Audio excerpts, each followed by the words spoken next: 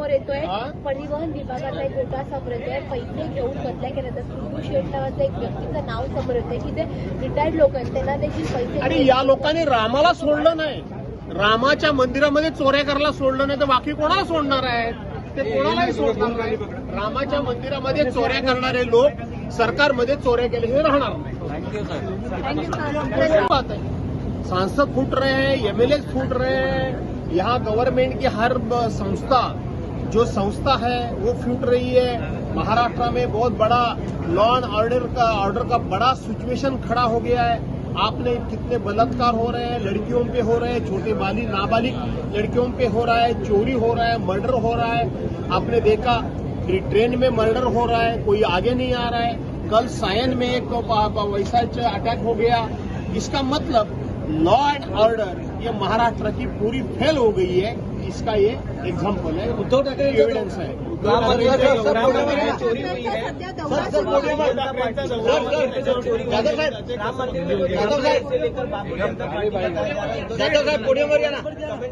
BJP जो है Bharatiya Janata party है जो राम मंदिर लूट रहे हैं वो बाबर के वंशज है, इस तरह से युवा चीफ उद्धव ठाकरे जी ने बयान दिया है। उद्धव जी ने कहा वो बिल्कुल कहा।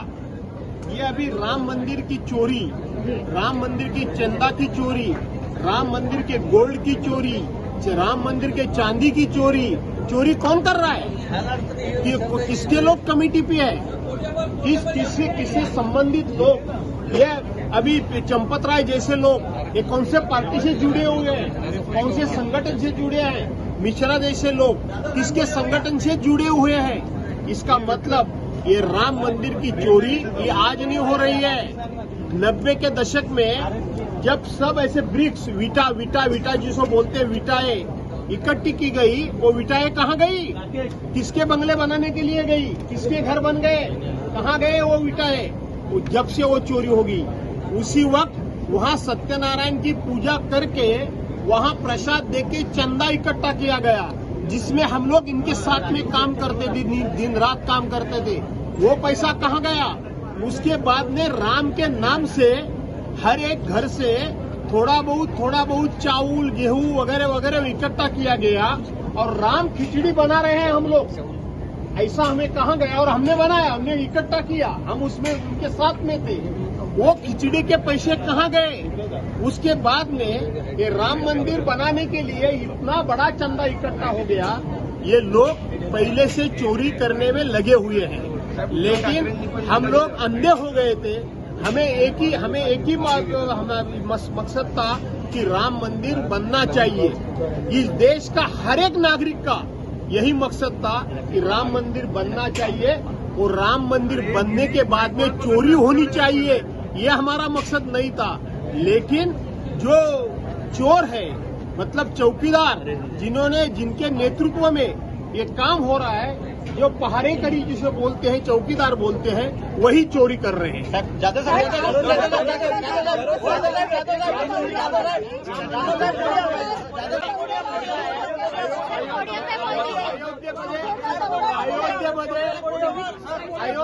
अयोध्येमध्ये राम मंदिर व्हावं या देशातल्या सर्व समाजातल्या सर्व नागरिकांची इच्छा होती आणि सर्व नागरिकांनी या राम मंदिराकरता आपली वर्गणी दिलेली आहे।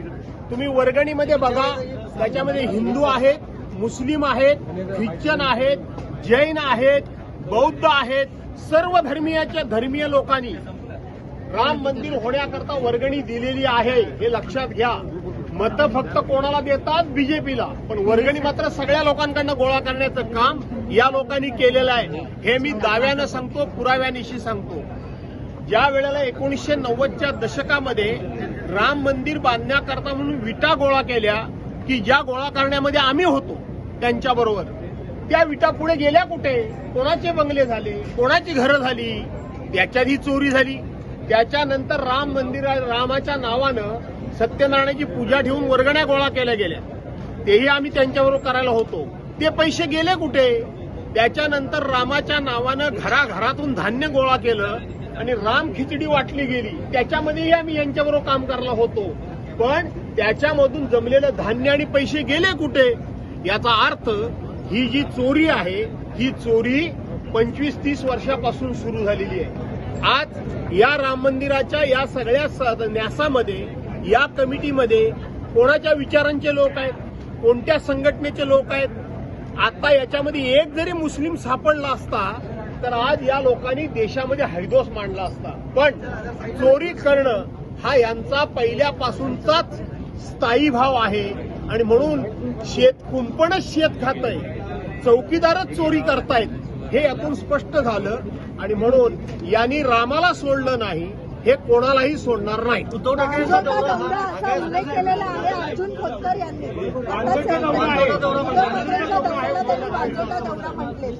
असं आहे, तुम्हाला त्याच्यामध्ये जास्त इंटरेस्ट आहे. मला एक कळत नाही की इकडे तर म्हणता उद्धव साहेबांचा पक्ष संपला, इकडे तर म्हणता उद्धव साहेब घरातून बाहेर पडत नाही, इकडे तर म्हणता उद्धव साहेबांचा दौरा वांजोटा आहे. मग एवढं सगळं ज्या दौऱ्यामुळे ज्या नेत्याच्या हातात काहीच नाही त्याची प्रत्येक पक्षातला माणूस दखल का घेतोय? याचा अर्थ उद्धव साहेब ठाकरे हे जळी स्थळी काष्टी पाषाणी विरोधकांच्या नजरेसमोर दिसतात. आणि म्हणून उद्धव साहेबांनी गेली 10 वर्ष विरोधक कितीही त्यांच्यावर टीका करू देत, पण 10 वर्षामध्ये उद्धव बाळासाहेब ठाकरेंनी या लोकांची झोप खराब केलेली आहे, या लोकांची झोप उडवलेली आहे. आणि म्हणून उद्धव साहेब कितीही उद्धव साहेबांच्यावर टीका केली तरी उद्धव साहेबांचं नाव घेतल्याशिवाय हे राजकारण करू शकत नाही, हे महाराष्ट्राला माहित आहे. समोर येतोय गुड्डू शेठ असं आहे की हे केंद्र सरकार 2014 साली सत्तेवर आलं, त्याच वेळेला महाराष्ट्रातलं सरकार देखील 2014 साली सत्तेवर आलं. 2014 ते आज 2026 पर्यंत आतापर्यंत जवळजवळ 7 वेगवेगळ्या परीक्षांचे पेपर फुटलेले आहेत. या वर्षी आपण बघितलं तर नीट सारख्या परीक्षेचे पेपर फुटले आणि 22 लाख तरुणांचं भवितव्य अंधारामध्ये गेलं. 4 दिवसापूर्वी सीईटी परीक्षेचे पेपर फुटले. त्यानंतर 2च दिवसापूर्वी टीईटी परीक्षेचे पेपर फुटले. हे पेपर फुटतात कसे? खरं तर बघितलं तर हे पेपर फुटतात की जाणीवपूर्वक आपल्या काही लोकांना फेवर करण्याकरता ही योजना आखली गेली आहे काय, हे आता तपासण्याची गरज आहे. याचं कारण असं की वेगवेगळ्या सरकारी भरतीमध्ये, नोकर भरतीमध्ये वेगवेगळ्या एजन्सी मार्फत या परीक्षा घेतल्या जातात आणि हे पेपर बऱ्याच वेळेला बाहेर येतात.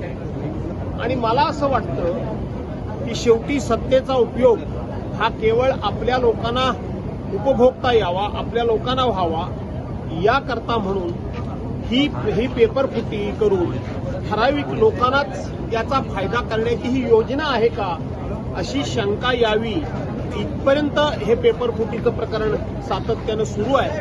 आणि म्हणून या पेपर फुटीबद्दल, या पेपरफुटीच्या माध्यमातून तरुणांचं भवितव्य आणि भविष्य हे पूर्णपणे अंधारामध्ये त्या ठिकाणी जे जातंय यापासून फार चिंता करण्याची गरज आहे. आणि काल आपण जर नीटची परीक्षा बघितली तर एका विशिष्ट वर्गाचेच लोक हे पेपर फोडण्यामध्ये पुढे आहेत. त्या अर्थी विशिष्ट लोकांना फायदा करण्याकरता म्हणून या पेपर फुटीच्या गोष्टी घडतायत असं म्हणण्याला वाव आहे. उद्धव ठाकरे यांच्या दौऱ्यावर टीका होते. टीईटीचा पेपर हा मुख्यमंत्री असलेल्या ठाण्यातील पेपर फुटलेला आहे. मी मगाशी सांगितलं तेच, नीटची परीक्षा ही केंद्र सरकारची असली तरी त्या पेपर फुटीचं पूर्णपणे कनेक्शन हे महाराष्ट्रामध्ये आहे. आणि महाराष्ट्रामध्ये जे पेपर फुटीमध्ये ज्या लोकांची नावं येत आहेत ती नावं एका विशिष्ट विचारसरणीशी जोडली गेलेली आहेत. ते लोक एका पक्षाशी जास्तीत जास्त जोडले गेलेले आहेत. आणि म्हणून एका विशिष्ट विचारसरणीच्या लोकांना आणि विशिष्ट पक्षाच्या विचारांच्या लोकांना याचा फायदा करण्याकरता म्हणून हे जाणीवपूर्वक केलं जातंय का, अशी पुरेपूर शंका यायला वाव. उद्धव ठाकरे यांच्या दौऱ्यावर टीका केली. पेपरवर कोणाला काय बोलायचं?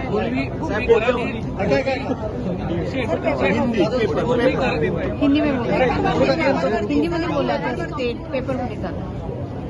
ऐसा है कि ये जो सेंट्रल गवर्नमेंट है ये 2014 में सत्ता में आया उसी वक्त महाराष्ट्र सरकार भी 2014 में ही सत्ता में आ गया, जब से 7 बार ये पेपर लीक होने का काम हो गया है। 7 बार, एक बार नहीं। हर तरह के जो एग्जाम होते हैं, परीक्षाएं होते हैं, वो हर तरीके के परीक्षा के पेपर लीक करने का काम कोई जानबूझ के कर रहा है क्या? ये शक आने के लिए पूरा यहाँ जगह है। इसका कारण ये है कि जो लोग इसमें शामिल है ये कहीं ना कहीं कोई ना कोई संगठन से जुड़े हुए लोग हैं। ये लोग कोई ना कोई रूलिंग पार्टी के साथ में जुड़े हुए ज्यादा करके लोग हैं। तो विशिष्ट लोगों को फायदा पहुंचाने के लिए ये पेपर जानबूझ के लीक कर रहे क्या, कि लीक हो रहा है क्या, ऐसा शक लेने के लिए पूरी जगह है।